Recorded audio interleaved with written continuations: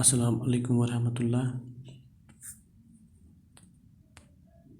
Us of line class میں 7th students کو خیر مقدم کہا جاتا ہے۔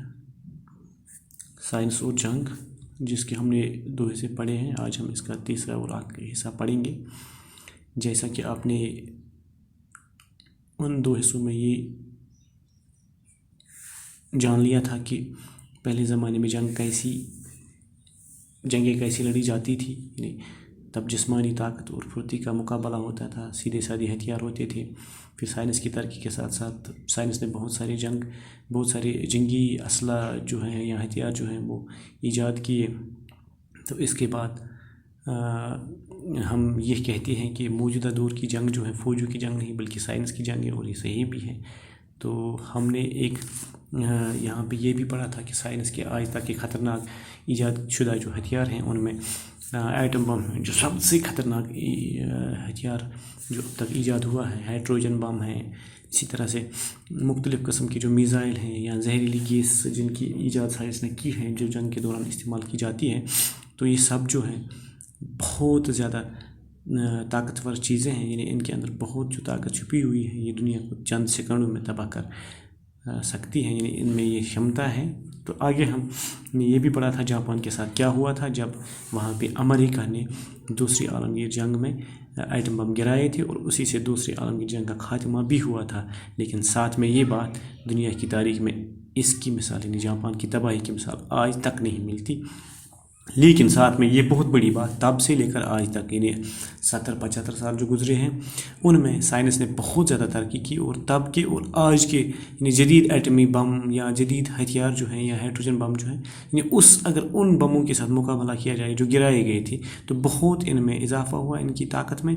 تو آج کے دور میں اگر ان چیزوں کا استعمال ہوتا ہے، ان خطرناک ہتھیاروں کا، ان مہلک ہتھیاروں کا استعمال ہوتا ہے، دنیا مٹ سکتی ہے پوری طرح سے۔ آج جو ہم نے پڑھنا ہے، دنیا کے کئی بڑے، یہاں پہ جو لکھا ہوا ہے، دنیا کے کئی بڑے ممالک کے پاس اس طرح کے بم ہیں، ہر ایک کو دوسرے سے خوف ہے کہ کیونکہ اب کوئی بڑی جنگ ہوئی تو اس میں معمولی بموں کے بجائے خوفناک ہائیڈروجن بموں کا استعمال ہوگا، جس سے تمام دنیا آگ کے دہتے ہوئے شعلوں میں بدل جائے گی، اور انسانی تہذیب و تمدن ہمیشہ کے لیے مٹ جائے گی۔ اور اب ہم نے یہ پڑھا ہے، دنیا کے تمام جو بڑے بڑے ممالک ہیں، ان کے پاس جو ہے یہ ہتھیار ہیں، یہ بمز ہیں، یعنی آرمز ریس اس کو ہم نے نام دیا ہے۔ تو اس ریس میں اب سب کے سب جو ہیں لگے ہوئے ہیں، تو بہت سارے ملکوں نے اس ریس میں جو ہے کامیابی حاصل کی ہے، وہ بم بنا چکے ہیں اور میزائل خوفناک بنا چکے ہیں، ہائیڈروجن بم ان کے پاس ہیں۔ تو اب ہر ایک ملک کو دوسرے ملک سے خوف ہے کہ کہیں جنگ نہ چھڑ جائے، کہیں جنگ نہ ہو جائے۔ اگر ہو گئی تو معمولی بموں کے بجائے خوفناک ہائیڈروجن بموں کا استعمال ہوگا، تو جس سے تمام دنیا ہیں جو اس کو دہتے ہوئے شعلوں میں بدلنا پڑے گا اس دنیا کو، اور انسانی تہذیب و تمدن جو ہے ہمیشہ کے لیے مٹ جائے گی۔ اور اگر تمام دنیا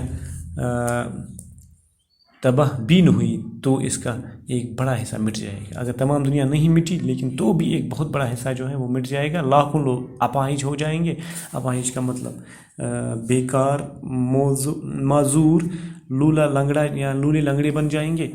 بہت سے ہرے بھرے علاقے جو ہے تپتے ہوئے ریگستان بن جائیں گے۔ ریگستان کا مطلب وہ جگہ جہاں ریت ہی ریت ہوتی ہے، اور یہ زمین جو ہے قابل کاشت نہیں ہوتی ہے، یعنی پھر ہماری زمین جو ہے بنجر بن جائے گی۔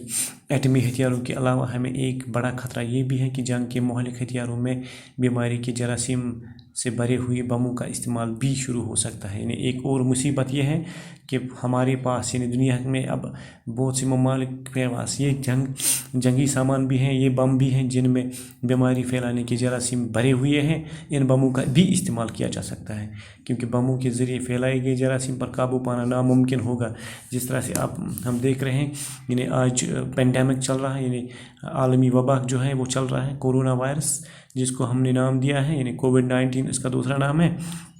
تو اس پہ ہم قابو نہیں پا سکتے ہیں اگر پھر خود انسان بموں کے ذریعے جراثیم پھیلائے بیماریوں کے، اور وہ بھی دنیا میں پھیل جائے، تو ان پر قابو پانا اور بھی مشکل ہوگا۔ اس کے نتیجے میں جتنی فصلیں ہوں گی، جانور اور انسان، یہ سب مختلف قسم کی بیماریوں کے شکار ہوں گے۔ इसी का अंदाज़ा लगाना भी इसका अंदाज़ा लगाना भी दुश्वार होगा, यानी किस किस्म की बीमारी, किस शिद्दत की बीमारी फूट पड़ेगी, फिर उसका अंदाज़ा भी लगाना मुश्किल होगा, यानी हम सब के लिए गुज़ा मुहैया नहीं होगी। ये बात वाज़ह है कि ख़तरनाक जंगी साजो सामान और तबाहकुन असला साइंस की दरियाफ्त हैं। ये बात हमें माननी है कि ये साइंस ने दरियाफ्त की है ये चीज़ें, लेकिन हमें एक और बात ये भी याद रखनी है, इसका मतलब बिल्कुल ये नहीं है कि पूरा कसूर जो है वो साइंस का है, यानी गलती साइंस की है। साइंस तो हमारे लिए नई नई बातों का खोज लगाती है, ये हमारा काम है कि इन साइंसी दरियाफ्तों को गलत रास्ते पर लगाएं या अच्छे काम में लगाएं।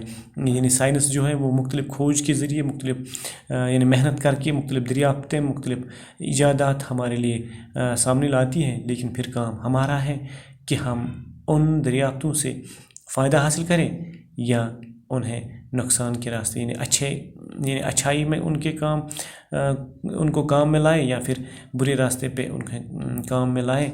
लेकिन ये बात 100% सही है। 100% का मतलब पूरे का पूरा यानी बिल्कुल सही है कि इन साइंसी ईजादात का गलत इस्तेमाल इंसान और इंसानियत के लिए यकीनन नुकसानदेह होगा, यानी लेकिन ये बात बहुत ही सही है, यानी पूरी की पूरी बात पक्की है कि अगर इन ईजादात जो साइंसी यानी महलिक हथियार जो साइंस ने ईजाद किए, अगर इनका इस्तेमाल इंसान गलत कर बैठता है तो ये जो है इंसान और इंसानियत के लिए यकीनन यानी 100% ये मान लेना हमें कि ये नुकसानदेह होगा, यानी इसमें कोई फिर फ़ायदा ही नहीं है।